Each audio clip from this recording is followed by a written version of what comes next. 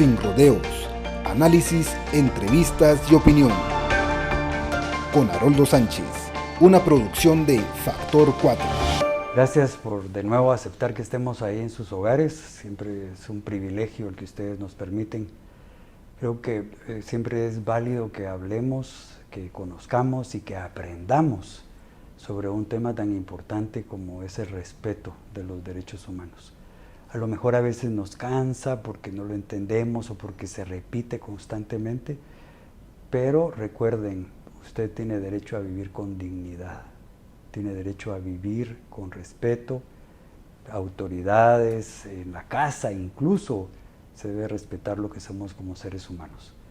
Y estoy seguro que ustedes, como yo, vamos a aprender en este camino de este programa el día de hoy. Gracias por aceptar esta entrevista. Yo quisiera que empezáramos su nombre y la organización que usted representa. Muchísimas gracias a ti por la invitación. Soy Juanita Gubertus, directora de la División de las Américas de Human Rights Watch. ¿Esta organización, a qué se dedica? ¿Dónde empieza? ¿Cuál es su historia? Bueno, somos una organización global. Estamos a lo largo y ancho del mundo. En América Latina tenemos presencia en 14 países y nos dedicamos, en primer lugar, a investigar con rigurosidad graves violaciones a derechos humanos. Luego las exponemos y a partir de ahí buscamos el cambio. No nos quedamos, no somos un centro de pensamiento ni una organización académica. Creemos que la generación de conocimiento sobre este tipo de hechos debe ponerse al servicio de hacer transformaciones. Human Rights Watch ha estado en el mundo involucrado desde la campaña para prohibir la munición, digamos, de que tenga ataques indiscriminados, pasando por luchas en defensa de las mujeres en Irán, en defensa de las mujeres en Afganistán, en toda la campaña del Mundial de Qatar por los trabajadores. Pero además ha tenido origen en su momento en poder garantizar que independientemente de visiones ideológicas pudiera haber una denuncia contundente tanto contra los crímenes cometidos en su momento bajo el comunismo, digamos dentro de la Unión Soviética, como las guerras en Centroamérica. Y creo que ese es como el talante de esta organización. No importa de qué ideología es un gobierno u otro, si hay violaciones a derechos humanos, tiene que haber ojos abiertos que denuncien ese autoritarismo y esos hechos. Yo decía al principio que las audiencias han escuchado mucho el tema de derechos humanos, pero en Guatemala se ha tratado como de tergiversar e incluso personas interesadas lo que dicen es de que se defienden los derechos de los delincuentes. Entonces, yo quisiera que usted nos explicara por qué es importante este respeto hacia la dignidad humana y a los derechos que tenemos. Sí, es algo que viene pasando no solo en Guatemala, ¿no? Lo hemos estado viendo cada vez más en la región y de nuevo en gobiernos de distintas ideologías. Lo hace AMLO en México, lo hace Bukele en El Salvador, lo hacía Bolsonaro en Brasil hasta hace muy poco, que es tratar de decir que los derechos humanos son un discurso de la izquierda, cuando no hay nada más falso. Ha habido gobiernos de izquierda que han violado derechos humanos, como por supuesto ha habido gobiernos de derecha que han violado derechos humanos. La esencia, y tú la decías en la introducción, es el reconocimiento de que los seres humanos, por el hecho de existir, tienen distintos derechos que son intangibles a la posibilidad de vivir una vida digna, a su vida, a su integridad personal, a su libertad de expresarse, y que de ninguna manera el Estado puede violentar esos derechos, que la forma en la cual convivimos, en una forma en la cual los ciudadanos podamos tener bienestar, podamos en últimas tener disfrute y ser felices, parte del reconocimiento de esa dignidad humana, de lo que somos intrínsecamente como seres humanos, que somos libres, iguales ante la ley e iguales de manera material. Ese es el reconocimiento de un modelo de organización de sociedad que viene desarrollándose desde hace muchísimos años en donde el ejercicio del poder debe tener controles y en donde si bien nos organizamos en torno a un Estado para poder organizarnos, para poder tener servicios públicos, quien es elegido para gobernar no es omnipotente, tiene límites, debe ser controlado por Poder Judicial, por una rama representativa, que es el Congreso de la República, los legisladores, las asambleas, y que está sometido a escrutinio público, que es la prensa, que es la posibilidad de tener esa forma de discutir públicamente sobre las ideas y que haya un ejercicio en donde todos tengan que rendir cuentas, que quien está en el ejercicio del poder se deba a la ciudadanía que lo ha elegido. Ese es un poco el espíritu del Estado de Derecho y es un poco el espíritu de un régimen que se base en la protección de los seres humanos a través de evitar violar derechos humanos, pero además de ejercer un deber activo de protección de la vida, de la integridad física de los ciudadanos que viven en ese país, en esa jurisdicción.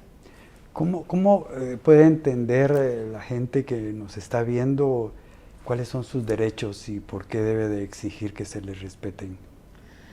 Bueno, yo creo que es lo más, digamos, lo más esencial, ¿no? Si uno lo trata de llevar como al escenario más básico, es la posibilidad de decidir. Cada uno de nosotros tiene preferencias, ¿no? Jóvenes que nos vean que dicen quiero vestirme de una manera u otra, o de ser su identidad, yo quiero salir con esta otra persona que es mi compañero o mi compañera emocional, o la posibilidad de conformar una organización, ¿no? O ir a un sindicato, o reunirnos en una cooperativa, o la posibilidad de tener el disfrute básico de que puedo descansar luego de haber trabajado muchísimo en un periodo de vacaciones, entonces es un derecho laboral. O la posibilidad básica como mujer, por ejemplo, de tener los mismos derechos, que nosotras también podamos tener acceso a ser dueñas de una propiedad, que era algo que hasta muy poco tiempo, incluso en nuestros países, no era posible. Es el ejercicio básico de poder determinar lo que queremos ser sin que se nos imponga por vía del Estado una preferencia distinta a la que cada uno de nosotros queremos. Es la posibilidad de tener un desarrollo esencial de nuestra participación en el Estado, con derechos civiles y políticos, y de nuestro disfrute económico y social, que son justamente esos derechos de económicos y sociales y culturales, y hoy en día ambientales, la posibilidad de tener un disfrute esencial de un medio ambiente sano y sostenible. Cuando la organización le da una mirada a la región en torno al respeto de derechos humanos, ¿cuál es el resultado que están viendo? Tenemos mucha preocupación. No, América Latina no es hoy un escenario que se vea como positivo de cara a la protección de los derechos humanos. Muy por el contrario, venimos en un proceso muy desafortunado de deterioro del Estado de Derecho, justamente, en donde cada vez más surgen regímenes autoritarios, por supuesto, los casos más dramáticos, las 3 dictaduras que tenemos en el continente, Cuba, Nicaragua, Venezuela, pero quizás los casos de los que menos se habla, en donde de manera acelerada empieza a haber injerencia del Ejecutivo en los otros poderes públicos y por lo tanto violación a la separación de poderes, en donde empezamos a ver persecución a periodistas, en algunos casos dramáticos, homicidios, amenazas, en otros acallamiento, censura, incluso exilio. Empezamos a ver una mixtura muy peligrosa entre Estado e iglesias, en muchos casos evangélicas, pero no solamente, que empiezan a violar esa libertad de cultos y a la posibilidad de que cada ciudadano autodetermine su preferencia religiosa.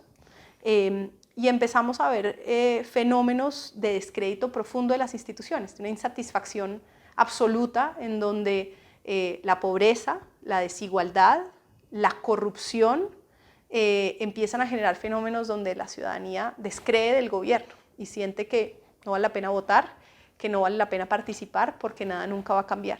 Y ese se vuelve un caldo de cultivo que refuerza en muchos escenarios el desarrollo de regímenes autoritarios dispuestos a violar derechos. Lo vemos desde, insisto, en México, AMLO en la mañanera atacando y exponiendo a periodistas. Lo vemos en un Salvador en donde de manera rampante. El presidente Bukele se jacta de poner y exponer cómo la persecución penal, incluso contra personas menores de edad, en muchos escenarios personas que dicen nunca ha tenido nada que ver con una pandilla, he sufrido ser víctima de las pandillas, casos como los que hemos documentado de personas torturadas, incluso serias alegaciones de personas que han muerto dentro de cárceles y cuyos familiares han señalado que han sido muertos bajo la custodia del Estado salvadoreño. Pues empezamos a ver cómo se erosiona ese Estado de Derecho y se justifica este tipo de violaciones a los derechos humanos. Hay casos positivos, hay casos en donde estamos viendo procesos de transformaciones institucionales, el caso chileno, hoy en día bajo el presidente Boric, en donde hay un reconocimiento de que pierde la posibilidad de sacar adelante una constituyente, que es un escenario negativo al que él esperaba, y un gobierno que es capaz de decir, perdimos, reconocemos que perdimos, iniciamos un proceso de convocar una nueva constituyente, incluso en la participación hay una nueva configuración a la que el presidente Boric probablemente habría querido para la constituyente, pero hay un reconocimiento de que tiene límites y que él perdió y que esas son las instituciones. Necesitamos retomar ese camino mucho más institucional, en mi opinión, en América Latina, en donde entendamos que tenemos que salir de esa polarización, donde no somos capaces de hablarnos entre unos y otros, donde no somos capaces de entender que si todos cedemos un poco, logramos encontrar caminos de entendimiento, insisto, en el marco de las instituciones, por fuera de la violencia, por fuera de la arbitrariedad. Ese es un camino mucho menos atractivo que el camino autoritario, que a veces se ve mucho más sexy. Sí. La región centroamericana pues, pasó por periodos de violencia, de dictaduras, salimos de las dictaduras, algunos de nuestros países empezaron a gozar de ciertos periodos democráticos en el que se avanzó mucho en el respeto de los derechos humanos, la libertad de permisión de pensamiento, la libertad de prensa, de organización. En Guatemala las comunidades indígenas también alcanzaron en un momento respeto a su cultura, a sus tradiciones, a sus idiomas. Y hoy, no solo Guatemala, sino yo veo un retroceso en la región. ¿Qué está causando esto, bajo tu opinión? Sí, a mí me ha sorprendido mucho a lo largo de estos días en Guatemala la referencia de tanta gente a esa reminiscencia del conflicto armado, a decir que no sentían tanto nivel de represión, tanto nivel de, digamos, de sentimiento de impotencia como el que sentían en la guerra. Hay un retroceso, y lo dices muy claramente, de vuelta, ¿no? Luego de que, y no es solo Guatemala, luego de que logramos tantos avances, no solo después de procesos de paz, sino después de salir de dictaduras, en donde teníamos un avance significativo, yo creo reconocido a nivel global, en términos no solo de recuperación de derechos civiles y políticos, sino incluso de cierta mejoría en términos de lucha contra la pobreza. Por un lado, sin duda, a tu pregunta de qué pasó, está la pandemia de manera muy fuerte que nos hizo retroceder de manera dramática como región en la lucha contra la pobreza. De otro lado está que nos hemos estancado en la lucha contra la corrupción. Somos una región que no avanza a pesar de distintos esfuerzos, uno de los cuales ha sido emblemático del caso salvadoreño, que fue la CICIG. Lo que hacemos es hoy, y vamos a entrar seguro en eso más adelante, hoy en un país como Guatemala, perseguir a quienes luchaban contra la corrupción en vez de continuar un camino de lucha contra la impunidad. Y esos fenómenos, digamos, contribuyen de la mano, por supuesto, de la incapacidad de muchos de los gobiernos de proveer seguridad. Hoy América Latina concentra una de las tasas más altas de homicidios a nivel global. Tenemos muchas de las capitales que están identificadas como las más violentas del mundo en nuestra región. Y esa incapacidad del Estado de luchar contra la corrupción, de resolver la pobreza, de proveer seguridad, insisto, agrava esa desconfianza de los ciudadanos en las instituciones. Y yo diría que por vía de eso empezamos este proceso de justificar regímenes autoritarios. Centroamérica en particular tiene, por supuesto, a Nicaragua enfrentando hoy una clara dictadura que ha apresado a los opositores, que ha cerrado todos los espacios cívicos. Hemos visto cómo se han ido exiliados las organizaciones de sociedad civil y sus líderes, los periodistas, cómo incluso hoy se persigue de manera directa a la Iglesia Católica, generando absoluta imposibilidad de alternancia en el poder, y hoy un régimen de los Ortega absolutamente concentrando todo el poder en la familia. Bueno, vemos a El Salvador, en donde un líder tan carismático como Bukele ha sido capaz de tener ya bajo el régimen de excepción a 68.000 personas detenidas, muchos de los cuales han estado en escenarios de detenciones arbitrarias, sin orden judicial clara, con procesos de detención arbitraria de menores de edad, con violaciones a derechos humanos dentro de las cárceles. Y de nuevo una justificación de que porque algunos de ellos son criminales, que sin duda lo son, se justificaría una violación de los derechos humanos. Bukele responde que el problema es que nosotros como organizaciones de derechos humanos no defendemos a la ciudadanía de los criminales. Eso es completamente falso. Por supuesto que hemos insistido que el crimen organizado en muchos de los escenarios comete homicidios, desapariciones, atenta contra la posibilidad de la ciudadanía de ejercer sus derechos. Pero quien es el responsable de proveer seguridad para la ciudadanía es el Estado. Y en este caso, en ningún escenario el Estado salvadoreño puede justificar que esa seguridad se debe hacer a costa de la violación de derechos humanos de otros ciudadanos. Y estamos en Guatemala porque Guatemala, bajo un manto de legalidad, pasa, digamos, por debajo del radar. Parecería como si de cara a la comparación con Nicaragua, con El Salvador, no estuviera pasando nada. Y lo que hemos visto es que esta persecución de jueces, de fiscales, esta persecución de periodistas, esta forma en la cual se inhabilitan candidatos, no solo presidenciales, sino, según la misión de la OEA, más de 3.800 candidatos a distintas corporaciones de elección popular inhabilitados. Estamos viendo un proceso de deterioro dramático y acelerado del Estado de Derecho en un país que, por supuesto, no es hoy Nicaragua, pero estamos viendo un camino acelerado hacia un fenómeno autoritario.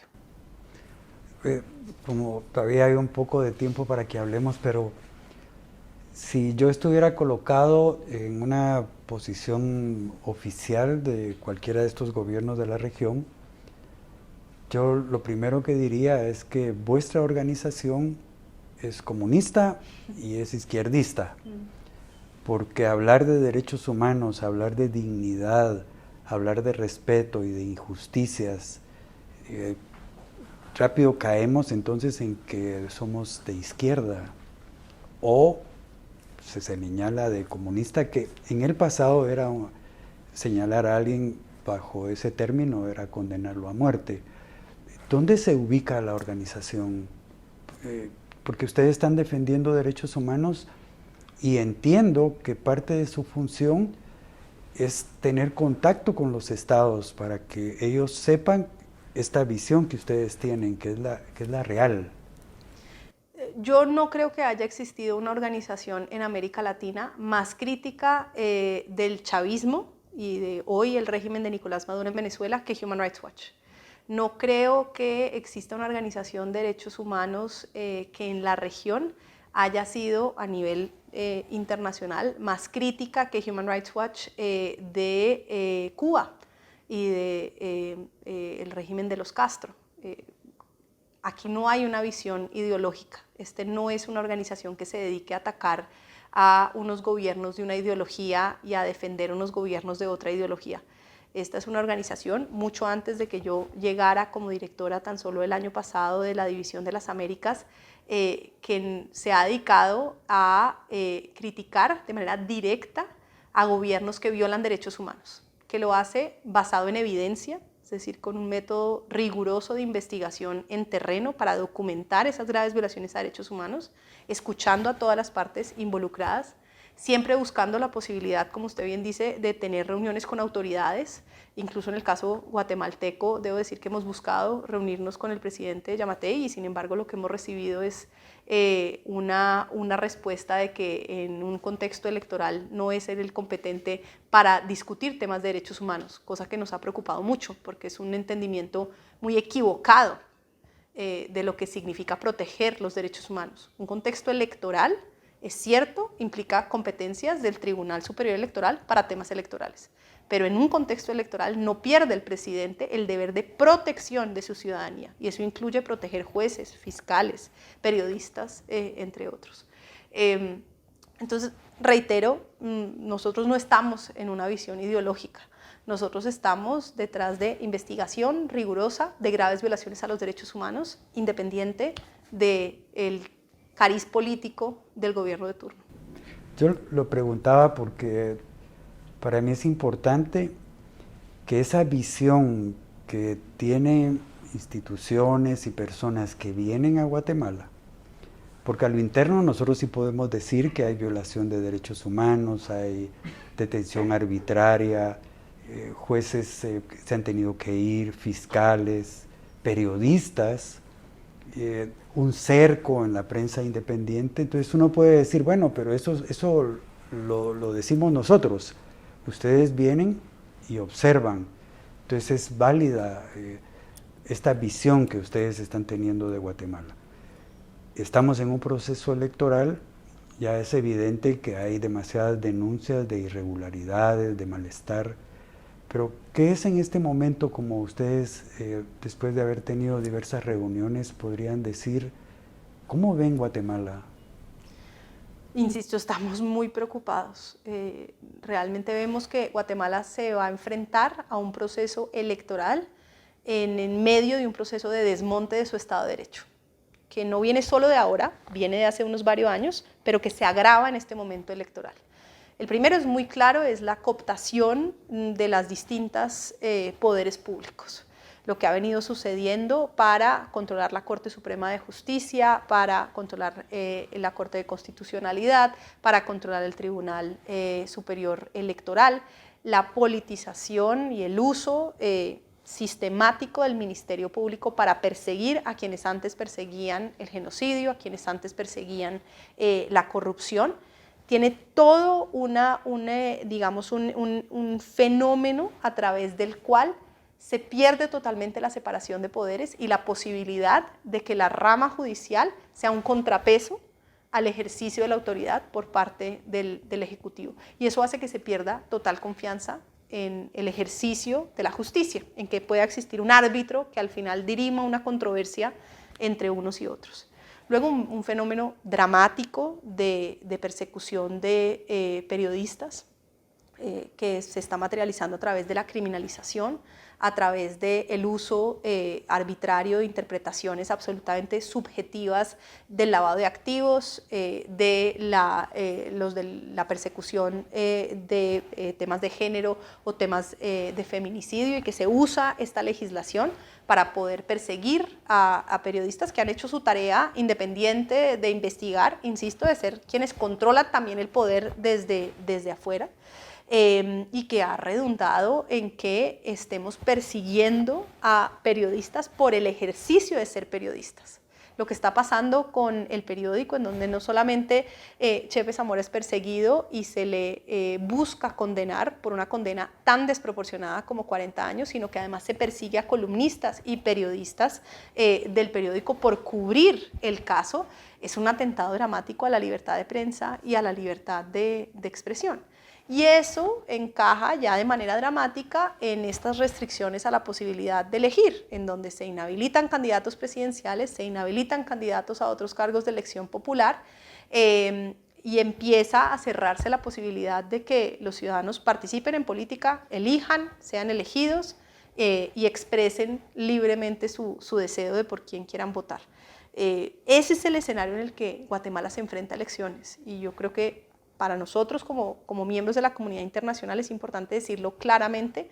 Hoy Guatemala está iniciando un proceso electoral bajo un proceso clarísimo de desmonte de su Estado de Derecho. ¿Qué sería vuestra opinión si yo digo que lo que están haciendo es injerencia? Nosotros como organización internacional, pues hay un argumento de quienes se oponen a los derechos humanos, que pretenden decir todo lo que sea el discurso de los derechos humanos es injerencia. Y de nuevo no lo dice solo gente en Guatemala, a lo largo y ancho de la región, regímenes de distinto cariz político, empiezan a usar el argumento de la soberanía, de la autodeterminación, como una manera de decir, eso de los derechos humanos es de ustedes, eso no es nuestro. Y no hay nada más contrario a nuestra tradición, o sea, la forma en la cual América Latina construyó el sistema interamericano de derechos humanos era bajo el reconocimiento de la autodeterminación. Los derechos humanos no son una imposición foránea a la región.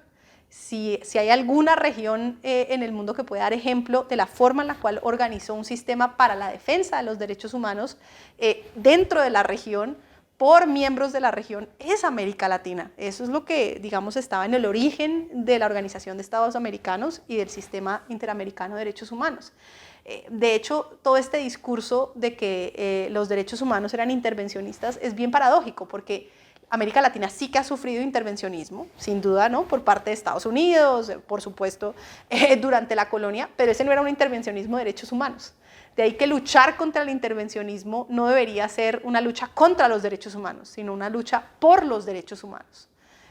Y por último, lo que diría es, nosotros somos una organización internacional, sin duda, pero trabajamos con organizaciones locales. Nosotros no hablamos de lo que creemos que debería ser un buen futuro para Guatemala porque se nos ocurra que deba ser, sino porque trabajamos día a día con organizaciones de sociedad civil en Guatemala que nos transmiten estas preocupaciones. De ahí que esta preocupación por los derechos humanos no es una preocupación de Human Rights Watch, es una preocupación de muchas organizaciones en Guatemala, en donde nosotros simplemente ayudamos a elevar la voz en otros escenarios. Yo no quiero que el programa parezca que se inclina hacia el tema de la prensa, porque yo soy periodista, pero en sociedades de la región, cuando no hay libertad de prensa, ¿cómo afecta el desarrollo de las comunidades y de las poblaciones? Podemos dar ejemplos concretos. El de la corrupción, tal vez yo diría, es uno de los más claros. Cuando uno tiene autoridades públicas que usan su poder para lucrarse de manera personal, en vez de para buscar el bienestar general, es muy difícil que las propias autoridades lo controlen, porque hay cierto, y el ciudadano lo entenderá de manera clara, ¿no? Es como esta expresión muy latinoamericana de poner los ratones a cuidar el queso, esta idea de, ¿no?, ¿por qué entre ellos mismos se van a controlar? Ese típico escenario es un escenario donde uno necesita un control externo, y el control externo en un Estado de Derecho es la prensa, es la posibilidad de tener personas independientes que se dedican a investigar rigurosamente, que tienen un método periodístico, que es un método que contrasta fuentes. El periodismo es un oficio que tiene una metodología que busca justamente contrastar distintas visiones para poder llegar a la verdad y que informa al debate público. Lo que más nos está pasando de manera brutal es este sentimiento en donde la ciudadanía ya no saben qué creer, porque primero tenemos procesos de acceso a información masiva a través de redes sociales, en donde no hay ese proceso previo de verificación de la información y el ciudadano o ciudadana consume información sin saber realmente si fue verificada, si fue contrastada.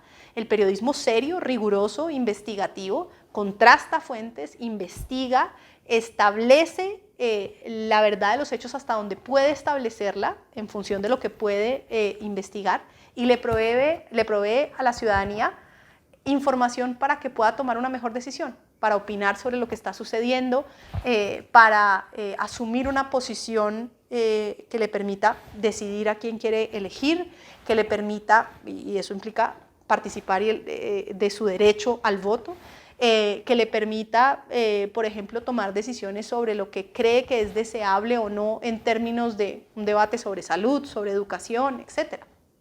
Sin acceso a la información no hay democracia, porque el elemento esencial de poder autogobernarnos es poder establecer, con base en información cierta, cuáles son las mejores propuestas para poder resolver los problemas que tenemos en una comunidad.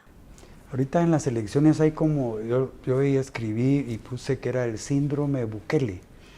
Los candidatos incluso han ido a visitarlos, ¿ves? Pero lo que la gente no entiende es que hay mucho irrespeto a los derechos humanos en este tipo de gobiernos. Es bueno que el candidato guatemalteco esté pensando en que si llega a gobernar, tener una política similar a la salvadoreña. Nosotros tenemos una preocupación grande por lo que se ve en Centroamérica, pero en el resto de América Latina también como una exportación del modelo Bukele. Y creemos que eso es preocupante en primer lugar porque El Salvador ha pasado por distintas oleadas de procesos de negociación debajo de la mesa frente a pandillas, luego mano dura, y esos ciclos que suben y bajan nunca han redundado realmente en un proceso sostenible de protección de la ciudadanía que pueda vivir con más tranquilidad, con más seguridad. Y creemos también que la forma en la cual se ha puesto en marcha una política que de forma indiscriminada termina encarcelando a un montón de personas que nosotros lo hemos documentado, nada tenían que ver con las pandillas, pues genera una situación de que cualquiera está en riesgo, que el día de mañana alguien dice, hoy sí, yo lo que quiero es seguridad, quiero mano dura, pero el día de mañana pueden ir por tu hijo o por tu sobrino, bajo la premisa de que estaba involucrado en algo ilegal, porque se flexibiliza toda la posibilidad de tener un debido proceso, de que si alguien me va a atacar y me va a decir que yo cometí un delito, me tiene que derrotar en un juicio en donde el Estado tiene que derrotarme. Cuando yo erosiono todas esas garantías, no hay nadie que esté fuera de riesgo, no hay nadie que esté a salvo. Y eso es lo que ha pasado en todos los regímenes autoritarios. Eso fue el nazismo, eso es lo que ha pasado en Venezuela, eso es lo que ha pasado en Nicaragua, en donde empezamos en una, digamos, catarata hacia abajo, cada vez más y cada vez más resbalosa, en donde el día de mañana, aunque hoy uno crea que está apoyando un régimen que me da más seguridad, el día de mañana nadie está seguro porque todos cedimos a las garantías constitucionales o de derechos humanos que teníamos. ¿Han tenido ustedes informe de este tipo de desalojos que se están produciendo en los últimos años en Guatemala, donde han sido desplazadas comunidades enteras? Bueno, nosotros hemos concentrado nuestra investigación en Guatemala, básicamente en la persecución de investigadores, la persecución de jueces, en el tema de la forma en la cual se ha restringido la libertad de prensa y la persecución de periodistas, y ahora de manera fundamental en los temas electorales. Pero, insisto, estamos ampliando nuestra presencia en Guatemala y queremos cada vez más empezar a trabajar en estos y otros temas. Sí, porque es evidente que como abarca tanto, ¿verdad? Guatemala es un país con una mayoría de pueblos indígenas, sus habitantes superan el resto. Aquí conviven 4 pueblos y ahí también hay muchísimas violaciones de derechos humanos, ¿verdad? Por eso yo quería como una explicación, porque hay falta de educación, falta de vivienda, falta de accesos, hay comunidades que no tienen luz, el tema de la muerte por desnutrición de niños es una de las más altas de América Latina. Entonces son como todas estas vertientes, ¿verdad?, que afectan a un país como Guatemala. Total, y como lo decía al inicio, en el centro en gran medida de esto que estamos viendo de erosión en toda América Latina al Estado de Derecho, hay, entre otras causas, la pobreza y la profunda desigualdad. Y esa insatisfacción de derechos económicos y sociales está en el centro de justificar luego regímenes autoritarios que violan libertades civiles y políticas. Nosotros queremos, y es una decisión como Human Rights Watch, empezar a trabajar cada vez más en investigación sobre derechos económicos, sociales y culturales. Mucho del trabajo que han hecho organizaciones de sociedad civil en materia de derechos humanos se ha destinado históricamente a temas de homicidios, desapariciones forzadas, torturas, detenciones arbitrarias, etc. Y menos, tal vez simplemente por capacidad, porque estas son violaciones gravísimas, menos a estos temas de desnutrición, de falta de acceso al agua, de la falta de acceso a educación o de la educación desigual y a través de formas discriminatorias arbitrarias. Por ejemplo, en América Latina, esta discriminación entre el mundo urbano y el mundo rural en acceso a servicios públicos, que lo vivimos en todo el continente. Nuestra convicción y nuestro compromiso es hacer también investigación a profundidad también sobre estos derechos económicos y sociales que son derechos. Todos estos informes de la parte que ustedes sí verifican, digamos, ¿hacia dónde va? ¿Cuál es el resultado final, digamos? ¿Llega al gobierno o llega a otros organismos? ¿Qué es lo que se hace? Bueno, lo primero, por supuesto, siempre, como lo decía ahora, buscamos tener interacción con los gobiernos. Independientemente, de nuevo, del cariz político, enviamos nuestros informes, enviamos nuestras recomendaciones, lo hacemos con todas las autoridades públicas, tanto el Ejecutivo como enviándolo a las ramas legislativas. Trabajamos también con quienes son órganos de control, bien que sea el Ministerio Público, bien que sean procuradores, defensores, dependiendo, digamos, de las distintas estructuras en cada uno de los países. Pero luego tenemos una fortaleza, que es donde yo creo que tenemos un valor agregado, y es que trabajamos en una red a nivel internacional. Lo que decimos acá, luego de un proceso de investigación en Guatemala, lo llevamos también a Ginebra, al Consejo de Derechos Humanos, lo llevamos al Parlamento Europeo en Bruselas, lo llevamos a Washington para hablar con el gobierno de Estados Unidos. Tenemos conversaciones con todas las delegaciones diplomáticas para presentarles el diagnóstico de lo que estamos viendo y las recomendaciones del tipo de medidas que creemos que cada país podría tomar para ayudar a mejorar una situación de derechos humanos en un país. ¿Ustedes ven con optimismo que esto puede cambiar en la región? Bueno, yo creo que quienes nos dedicamos a la defensa de los derechos humanos tenemos que ser optimistas, porque de lo contrario tendríamos que cambiar de línea de trabajo. Yo creo que de frente reconocemos esas gravísimas violaciones a derechos humanos y eso nos hace ser realistas de que la situación no es buena, que como digo, América Latina viene en un proceso de retroceso en las garantías de sus estados de derecho, en las garantías de protección de derechos humanos, pero también vemos fenómenos de organización de sociedad civil absolutamente fuerte, robusta, resistiendo, de funcionarios valiosísimos, jueces, fiscales, que ante la represión resisten y dicen vamos a dar la pelea, no nos vamos a dejar amedrentar.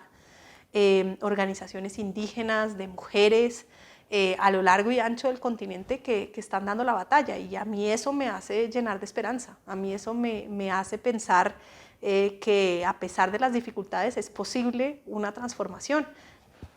La admiración profunda por periodistas independientes que a pesar de la persecución siguen dando la batalla a lo largo y ancho de nuestro continente.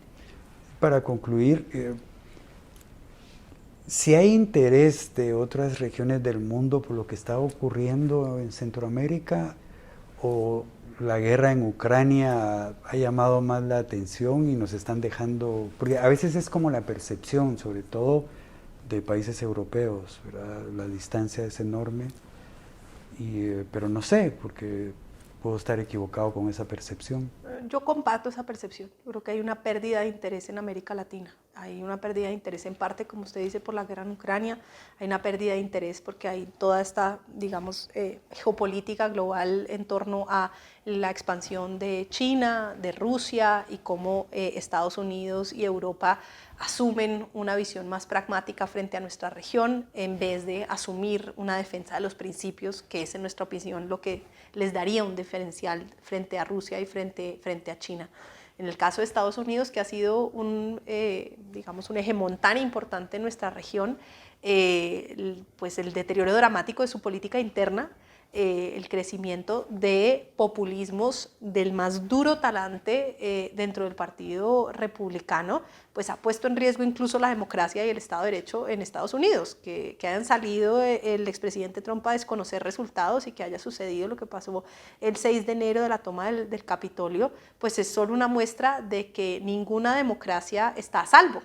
Que incluso en un país con instituciones robustas como las estadounidenses es posible poner en jaque el sistema. Y eso ha hecho que, por supuesto, mucho del rol que Estados Unidos, en algunos casos negativo, en otros positivos, podía tener frente a la región, pues yo creo que haya perdido margen de influencia porque está metido en un propio problema interno. Eso no quiere decir que la comunidad internacional no esté atenta. Yo creo que hay comunidad que en todo caso entiende que lo que está pasando en América Latina es preocupante, y nuestro rol como organización internacional de derechos humanos es seguir martillando y seguir insistiendo en que América Latina necesita los ojos de la comunidad internacional, que hoy más que nunca Guatemala necesita los ojos de la comunidad internacional sobre este proceso electoral. Como este programa lo ven en el interior del país, ¿verdad? Tal vez me gustaría si les puede dar un mensaje a esos guatemaltecos que a veces nos sentimos como solos, ¿no? Pero siempre está ese espíritu de lucha, que es evidente que nos sigue acompañando, que Guatemala ha atravesado por distintas etapas de oscuridad y seguimos adelante, pero me gustaría...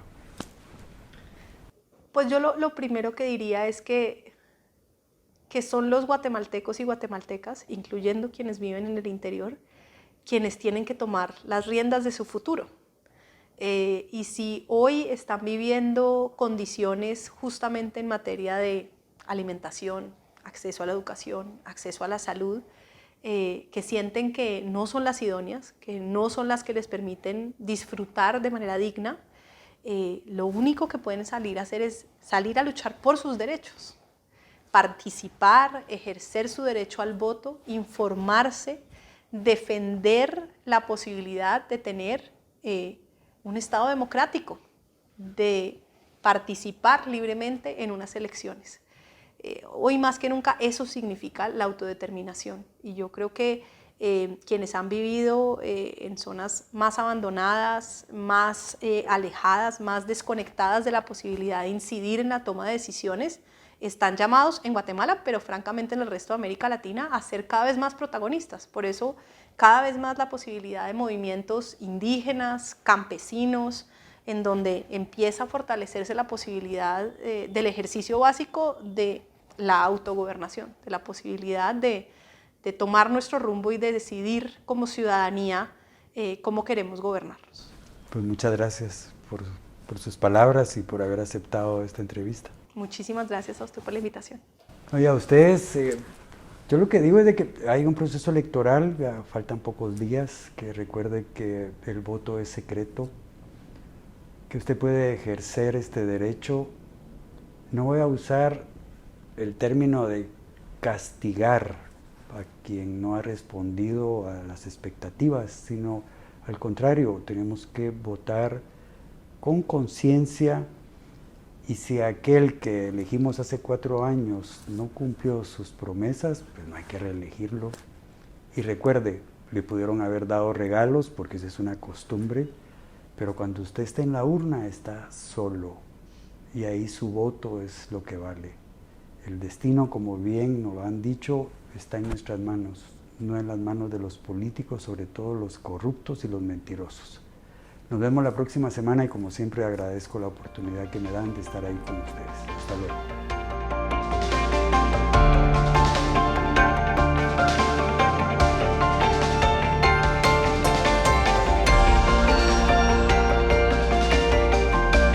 Sin rodeos, análisis, entrevistas y opinión. Con Haroldo Sánchez, una producción de Factor 4.